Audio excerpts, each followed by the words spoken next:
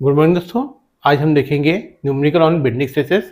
तो आपके पास यहाँ पे न्यूमेरिकल दिया हुआ है जिसमें आपको निकालना है क्या है, मैक्सिमम स्ट्रेसेस निकालना है। तो आपके पास इक्वेशन अवेलेबल है बेंडिंग स्ट्रेस का।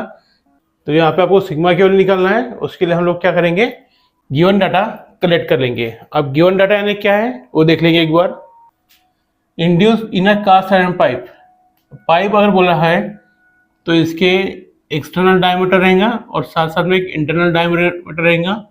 तो यहाँ पे क्या दिया हुआ है, कास्ट आयरन पाइप दिया हुआ है जिसका एक्सटर्नल डायमीटर 40 mm है, यानी that diameter is the D. कितना दिया आपको, 40 mm दिया हुआ है। And internal diameter is the 20 mm। तो ये क्या हो गया आपका 20 mm हो गया इंटरनल डायमीटर। तो इसके हिसाब से अगर आप देखते हो दैट इज द 40 mm और साथ साथ में ये क्या हो जाएंगे आपका, it should be the 20 mm। और साथ साथ में यहाँ पे आपको लेंथ दिया हुआ है। तो लेंथ कहाँ से कहाँ तक, ये length that is the length is 4 meter. Supported on its end, तो इसका मतलब है यहाँ पे क्या है आपके सपोर्ट्स आएंगे। तो हियर द सपोर्ट ए, इसका रिएक्शन आर ए, यहाँ पे आपका सपोर्ट बी है तो इसका रिएक्शन आर बी है। और ये जो लेंथ है हमारा कितना है, 4 मीटर है। इस तरह से आपका बीम रेस्ट है सपोर्ट पे ए बी पे।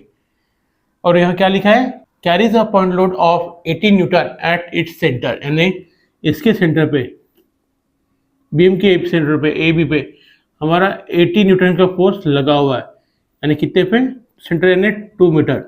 अब 2 मीटर कैसा आया हुआ है, 4/2 is the middle portion that is the 2 meter. तो ये भी डिस्टेंस कितना मेरा 2 मीटर है। तो ये जो लोड लगा है यहाँ पे लगाएगा तो भी 80 न्यूटन का, और यहाँ से लेके यहाँ तक डिस्टेंस जो है दैट इज द 2 मीटर, और यहाँ से लेके यहाँ तक जो डिस्टेंस है दैट इज अगेन 2 मीटर। तो इस तरह से आपका डाटा गिवन है और इस डाटा के लिए आपको क्या निकालना है, मैक्सिमम स्ट्रेसेस की वैल्यू निकालना है। ये हो गया हमारा गिवन डाटा। अब न्यूमेरिकल हम लोग सॉल्व करेंगे। सबसे पहले हमें चाहिए रिएक्शंस। अब रिएक्शन कैसे निकालना है हियर, तो सबसे पहले क्या करेंगे, summation F X is equal to 0, summation F Y equal to 0, summation F Y equal to 0 करना है। तो क्या आएगा, R A minus of 80 plus of R B equal to 0, therefore R A plus R B equal to 80 newton, equation number 1। Then taking moment at point A equal to 0 लेना A पे, therefore 80 into 2 minus of 4 times RB equal to 0, therefore the value of RB is 40 Newton. और ये RB हम लोग क्या करेंगे, equation number 1 में डालेंगे। तो therefore the RA value is 40 Newton, therefore the value of RA is 40 Newton and value of RB is again 40 Newton. साथ साथ में हमें जहाँ पे सेंटर पे, इसको हम नाम देंगे C पॉइंट। तो मोमेंट एट सी अगर निकालना है तो क्या आएगा, moment at C equal to यहाँ से यहाँ तक the value of R A into C तक का distance is the 2 metre, therefore 40 into 2, therefore the moment at C equal to 80 newton metre. तो यहाँ पे हम लोग क्या कर लिया है, हमें यहाँ पे चाहिए थे M by I is equal to sigma by Y is equal to E by R. Equation लेना है, E by R value given नहीं है। तो हम लोग क्या करेंगे, इक्वेशन में M by I is equal to sigma by Y की टर्म हम लोग यहाँ पे यूज। मोमेंट एट सी हमारे यहाँ पे मिल चुका है that is the 80 newton meter. साथ साथ में this is the diameter, external diameter, and this is your internal diameter जो कि mm में है।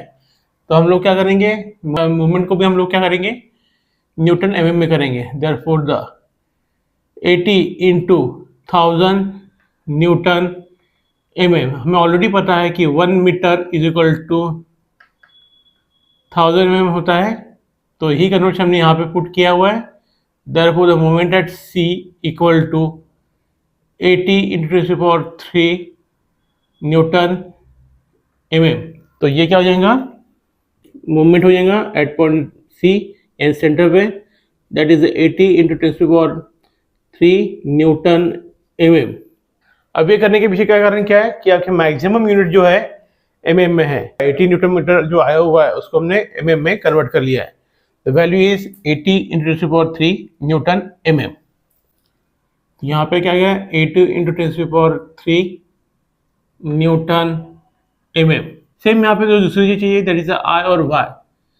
तो आई और वाई क्यों, सिग्मा का अगर फॉर्मूला अगर देखते हैं हम लोग तो moment divide by I multiply by Y हो जाएगा। तो यहाँ पे y की वैल्यू क्या है, y is the centroidal distance. यहाँ पे सेंटर है, that is your centroidal distance, that is y in tension zone and that was in y in compression zone. साथ साथ में जो आउटर डायमीटर है वो कितना है हमारा 40 mm है। तो yt कितना हो जाएगा, it should be d/2, that is the 40/2। Therefore the yt equal to 20 mm। Same condition yc की वैल्यू उतनी आएंगी d/2, that is the 20 mm। तो यहाँ पे आप देख सकते हो yc इक्वल टू yt भी आप लिख सकते हो, that is equal to y, that is your 20 mm। तो हमने यहाँ पे y की वैल्यू निकाल लिया हुआ है। अब बचा क्या है, the value of moment of inertia, that is your second moment of inertia. किसी भी सर्कुलर सेक्शन के लिए हमारा मोमेंट ऑफ इनर्शिया क्या रहता है, I is equal to π/64 d/4। लेकिन ये जो सेक्शन है हमारा it is a hollow section, तो हमारा जो फॉर्मूला रहेगा π/64 in bracket of d/4 minus d/4। तो क्या फॉर्मूला लिखा है हमने मोमेंट ऑफ इनर्शिया का, I is equal to π/64 in bracket of 40/4 minus 20/4। Here the d is capital D is the 40 mm and small d is the 20 mm। तो इसको हम लोग अगर सॉल्व करते हैं हम लोग तो value of I is equal to 11,7809.7 mm/4, that is the value of moment of inertia. तो हम क्या करेंगे, हमारी जितनी भी वैल्यूज यहाँ पे चाहिए वो हमने करेक्ट कर लिया। Here the moment, here the depth of neutral axis and here the moment of inertia. Sigma का फॉर्मूला हमें पता है m/i into Y. Sigma is equal to m की वैल्यू कितना है 80 into 10³ divide by the value of i, that is a 117,809.7 multiplied by the value of y is the 20. Therefore, the value of sigma is 13.58 Newton per mm square. That is our final answer. Thank you.